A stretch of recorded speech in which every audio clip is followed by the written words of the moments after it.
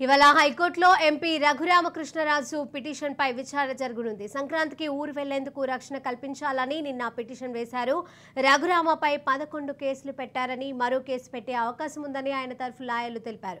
గతంలో సిఐడి అధికారులు రఘురామపై తప్పుడు కేసులు పెట్టి చిత్రహింసలు పెట్టారని, పోలీసులు నిబంధనలు పాటించేలా ఆదేశాలు ఇవ్వాలని న్యాయవాదులు కోర్టును కోరారు. ప్రభుత్వ లాయర్లు రఘురామ పిటిషన్కు విచారణ అర్హత లేదని వాదించారు.